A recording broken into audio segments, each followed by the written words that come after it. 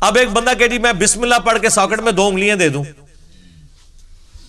تو انشاءاللہ اوپر ہی پہنچے گا. ہاں آپ کو کہانیاں کرائی گئی ہیں کہ حضرت خالد بن ولید نے بسم اللہ پڑھ کے زہر پی لیا تھا. یار آپ کی عقل کام کرتی ہے کہ خالد بن ولید رضی اللہ تعالیٰ عنہ اس طرح کی غیر شرعی حرکت کریں؟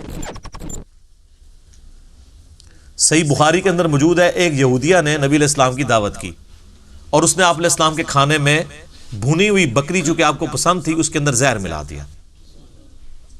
لیکن اس دوران کئی صحابہ جنہوں نے ایک ایک لقمہ چکھ لیا تھا ان میں سے کئی صحابہ شہید ہو گئے اس زہر کی وجہ سے. تو اب مجھے بتائیں صحابہ کرام جو ساتھ نبی علیہ السلام کی موجودگی میں بغیر بسم اللہ کے وہ کھانا کھا رہے تھے وہاں پہ، روایا ہو اپنی غلطیاں بھی آتی ہیں. اللہ تعالیٰ کے کچھ رولز اور ریگولیشنز ہیں جو ان کو وائلیٹ کرے گا اس کے اوپر اللہ تعالیٰ کا وہ رول اپلائی ہو جائے گا. مثلا جو شخص بھی سخت سردیوں کی رات میں ننگے پاؤں ٹھنڈے فرش پہ پھرے گا تو اس چیز کے چانسز ہیں کہ اس کو ٹھنڈ لگ جائے. اب وہ یہ تو نہیں کہہ سکتا میں نے دعائیں پڑھی ہوئی ہیں. دعا کا اثر اس وقت تک ہے جب تک آپ اپنے اوپر خود تقدیر غالب نہ کر لیں. اگر کوئی دعا پڑھ کے تو سانپ کے منہ میں ہاتھ دے دیتا ہے تو دعا کا کوئی اثر نہیں ہوگا، کیونکہ ان ساری دعاؤں کے ساتھ آتا ہے ناگہانی آفات جو انسان نے خود اپنے اوپر اپلائی نہ کی. اب ایک بندہ کہ جی میں بسم اللہ پڑھ کے ساکٹ میں 2 انگلیاں دے دوں تو انشاءاللہ اوپر ہی پہنچے گا. ہاں آپ کو کہانیاں کرائی گئی ہیں کہ حضرت خالد بن ولید نے بسم اللہ پڑھ کے زہر پی لیا تھا. یار آپ کی عقل کام کرتی ہے کہ خالد بن ولید رضی اللہ تعالیٰ عنہ اس طرح کی غیر شرعی حرکت کریں؟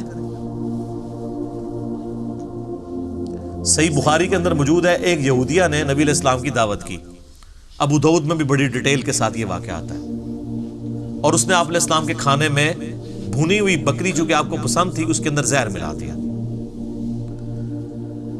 آپ علیہ السلام نے جب کھانا شروع کیا تو آپ کے ساتھ باقی صحابہ بھی تھے.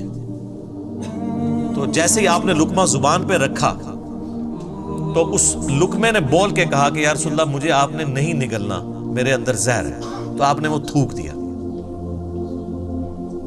لیکن اس دوران کئی صحابہ جنہوں نے ایک ایک لقمہ چکھ لیا تھا ان میں سے کئی صحابہ شہید ہو گئے اس زہر کی وجہ سے،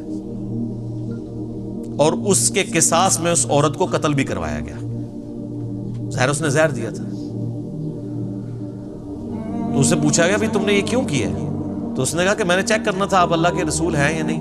اگر آپ اللہ کے رسول ہیں تو اللہ آپ کو بتا دے گا، اور اگر آپ اللہ کے رسول نہیں ہیں تو آپ سے ہماری جان چھوٹ جائے گی.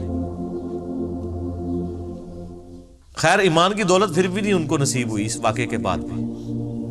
جس طرح ہم یہاں لوگوں کو ان کے بزرگوں کی بابوں کی کفری عبارتیں بھی دکھا دیتے ہیں نا، پہلے تو بڑے وثوق سے کہہ رہے ہوتے ہیں کہ جی بالکل غلط ہے، جب دیکھ لیتے ہیں آپ کہتے ہیں آپ بتاؤ، پھر آنکھیں بند کر لیتے ہیں. تو یہ مینٹالٹی شروع سے. تو اب مجھے بتائیں صحابہ کرام جو ساتھ نبی علیہ السلام کی موجودگی میں بغیر بسم اللہ کے وہ کھانا کھا رہے تھے وہاں پہ، تو کیوں شہید ہو گئے؟ زہر کا اثر ہو جاتا ہے. جس کی موت لکھی ہوئی ہے وہ اس طریقے سے آ جانی، موت نہیں ٹل سکتی. اور پھر صحیح بخاری میں یہ آتا ہے کہ 4 سال تک نبی علیہ السلام کو اس زہر کی وجہ سے تکلیف رہی، حتیٰ کہ آپ کی وفات بھی اسی میں ہوئی ہے، کیونکہ آپ کو اللہ تعالیٰ نے اس طرح دشمنوں کے ہتھے تو نہیں چڑھنے دینا تھا. کتب اللہ لأغلبن انا ورسولی، اللہ نے یہ طے کر دیا کہ میں اور میرے رسول غالب رہیں گے. تو اس کے تحت اللہ نے آپ کو اسپیشل پروٹیکشن دی. لیکن آپ کی خواہش تھی، صحیح بخاری میں حدیث ہے، میری خواہش ہے اللہ کی راہ میں قتل کیا جاؤں، پھر زندہ کیا جاؤں، پھر قتل کیا جاؤں، پھر زندہ کیا جاؤں، پھر قتل کیا جاؤں، پھر زندہ کیا جاؤں، پھر قتل کیا جاؤں. تو یہ خواہش اللہ تعالیٰ نے انڈائریکٹلی پوری کر دی اور آپ کو شہادت کے مرتبے تک پہنچایا. میرا یوٹیوب پہ ایک کلپ بھی اپلوڈڈ ہے، کیا نبی علیہ السلام شہید ہوئے تھے، اس میں یہ ساری احادیث بتائی ہیں، باقاعدہ ان کو ڈسپلے کروایا ہے، ایک ایک کا JPG دکھایا ہے کہ یہ اس طریقے سے یہ معاملہ ہوا تھا. تو وہ زہر کا اثر واپس آیا. بخاری کے الفاظ ہیں، عائشہ کہتی ہیں کہ نبی علیہ السلام مجھے کہتے تھے کہ وہ غزوہ خیبر کے موقع پر جو میں نے گوشت کھایا تھا آج میری رگیں کاٹ رہا ہے. اور نبی علیہ السلام کو اللہ نے آنری طور پہ شہادت کے درجے کے اوپر فائز کیا اللہ کے حکم سے، یعنی اس کا زہر واپس آ گیا. ورنہ جو شہید ہونے والے تھے وہ تو اسی وقت ہی ہو گئے تھے، لیکن نبی علیہ السلام 4 سال تک سروائیو کیا، اللہ تعالیٰ نے اس اثر کو واپس لے کے آئے۔ تو کوئی نقصان اس طریقے سے نہیں پہنچا سکتا الا یہ کہ کسی کے مقدر میں ہو۔ تو یہ جھوٹے واقعات ہیں کہ بسم اللہ پڑھ کے زہر کھا لیا۔ تقدیر کو جو اپنے اوپر غالب کرے گا اس کے اوپر کوئی وظیفہ اثر نہیں کرے گا، یہ ذہن میں رکھنا ہے۔ یہ ناگہانی آفات کے لیے ہوتا ہے، اور ناگہانی آفات بھی ادر دین موت، موت نہیں ٹلے گی۔ موت اور بڑھاپا یہ 2 ایسی چیزیں ہیں جن کا کوئی میڈیکل علاج بھی نہیں ہے۔